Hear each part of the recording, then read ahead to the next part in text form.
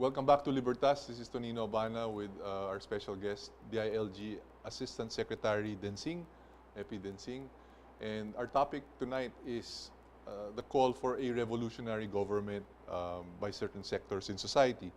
And before the break, I asked ASEC Densing, will then there be a chilling effect on the people because revolutionary government can mean a lot of things to many people, including the suspension of the writ of habeas corpus, abuses of people in authority.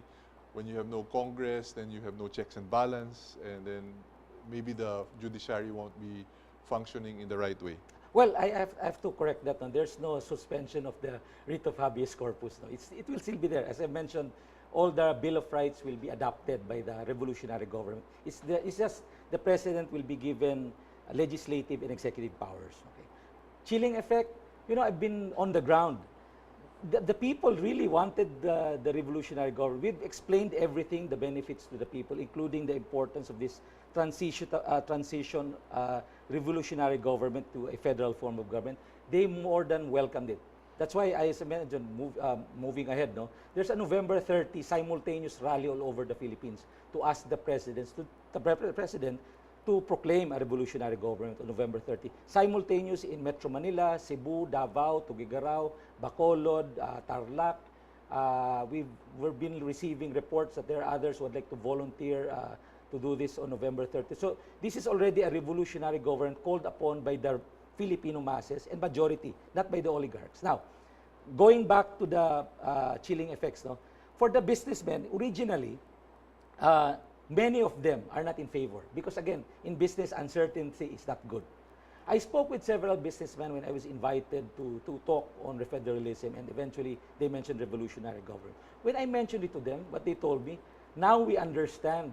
Maybe we can invite you in several Rotary clubs where businessmen will be there, and you can also discuss this revolutionary government that we've been talking about. So even the businessmen, if only it can be explained to them correctly, it will be something welcome for them.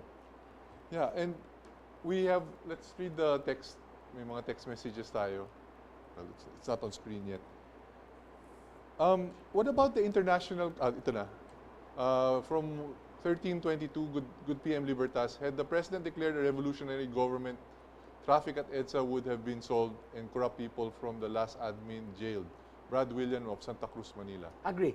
The president was supposed to be given emergency powers as early as last year, but until now, he hasn't gotten it from Congress.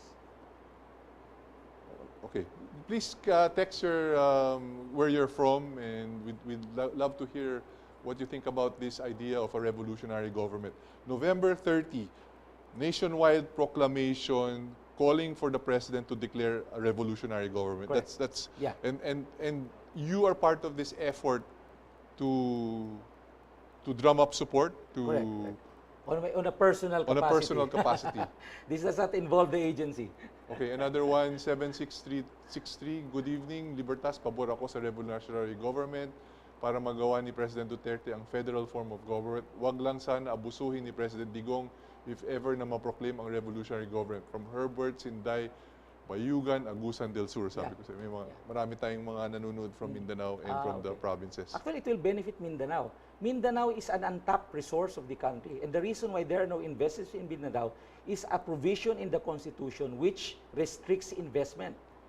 Remember the 60-40 rule? Yes, yes. If I'm a foreign investor and I put in billions of dollars in the Philippines and I'm just a minority shareholder, why would I invest in the Philippines? I would rather go to the other countries. So,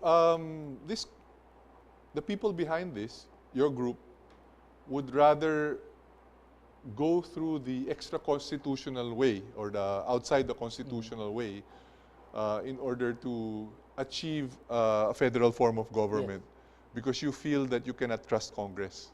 Many of the people that I've talked to, they don't want Congress to be the ones to amend the Constitution or to revise the Constitution. But what about the allies of the President in Congress? How do they feel about this?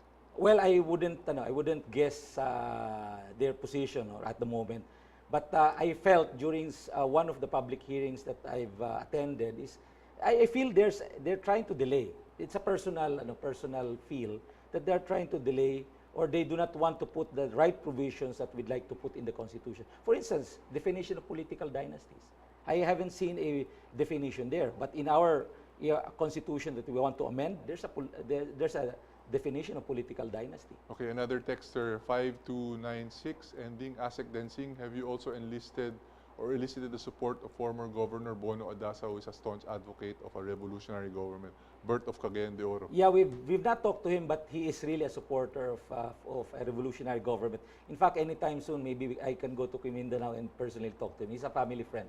Another texter, 7062, ang ending. Good PM, sir. Kahapon po ay dito si Nene Pimentel sa amin dito sa Zamboanga, Sibugay. Dala niya mensahe tungkol sa federal. Dami namin ang sang-ayon. Si Nono Ballesta ito. Sahin lang natin kasi nag-text itong mga to eh. 1774. Hello po, magandang gabi. Tanong ko lang po kung pwede bang mag-declare ng revolutionary government ang presidente na wala naman siyang hinahawakang mga organisasyon tulad ng komunista. Kaya niya bang alisin ang mga malalaking taong nagsasamantala tulad ng malalaking negosyante sa Pilipinas? Kaya kaya ba niyang iangat ang kabuhayan ng mga magsasaka, ang justice system, mabago niya? Christopher po, ito ng Season, Surigao del Norte. Yeah, I think the President can do that. He knows what the problems are. Kaya nga gusto natin mag-shift into a federal form of government. Kasi nandun talaga ang ultimate target or objective of federal form of government is to uplift the economic Iko-correct ko lang life of the siya. people. Yung pinakamalaking organization, hawak niya kasi yung executive branch. Executive branch. Hindi na niya kailangan ng NGO or ng... At saka ang maganda kay Presidente, hindi siya pumapabor to any political party. Simple na yung objective na, how can I make the lives of the Filipino more comfortable? Yun lang kanyang objective. One question. How about the military? Will they agree to this? Because a major component will the military accept or not? You know, the military, simple lang sila eh. Whatever will be the sovereign will, they will follow.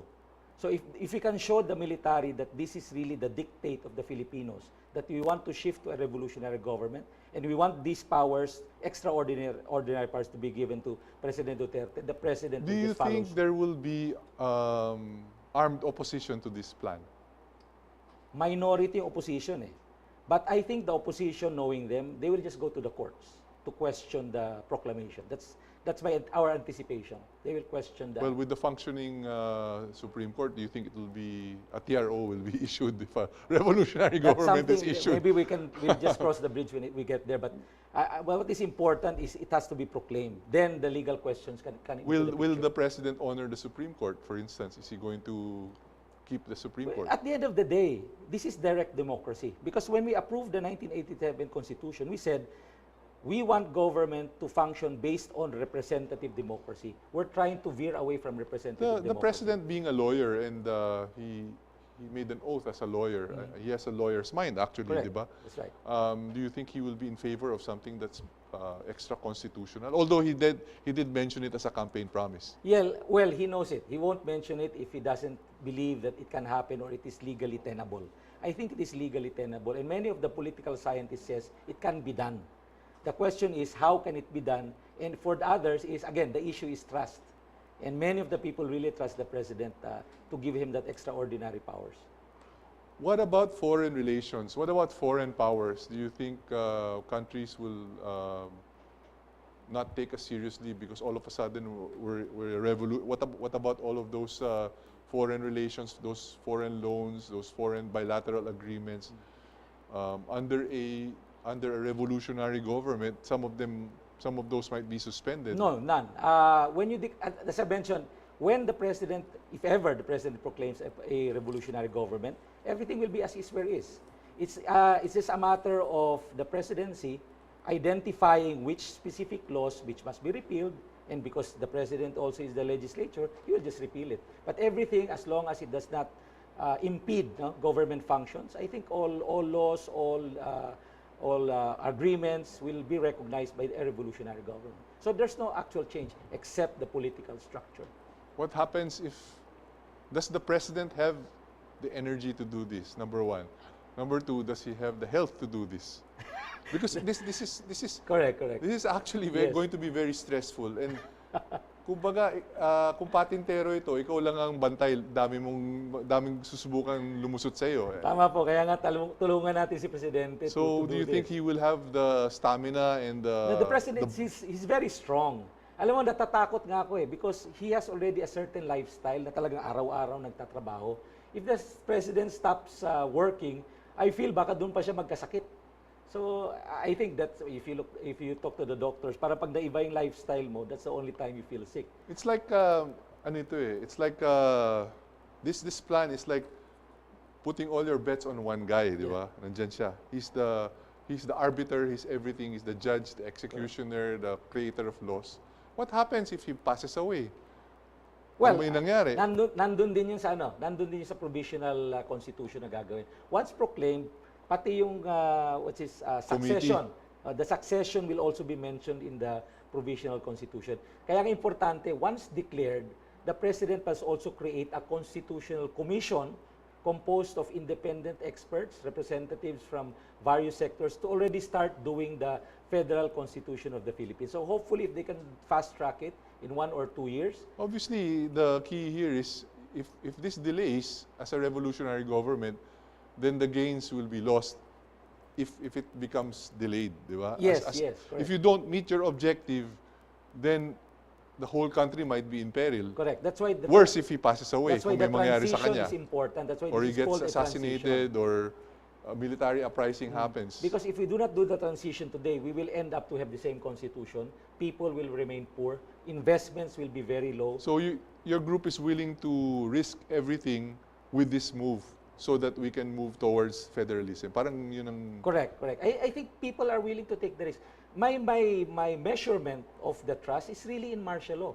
Because everybody was telling a very bleak picture about martial law. People said, no, we trust the president. And he was able to do that in Mindanao without any violations of any rights of people. I think the president had a very high moral ground on Marawi because of what happened there. And even his staunchest critic was in favor of his declaring martial law. It was just the length of when the martial law will be lifted, diba? Yun ang ano niya. Correct. But in this case, maybe there will be other points of views that he has to contend with, and one will be the military, one will be other people within his political family also. I'm very confident that the armed forces, including the Philippine National Police, will be very supportive. The only thing they have to measure is the sovereign will.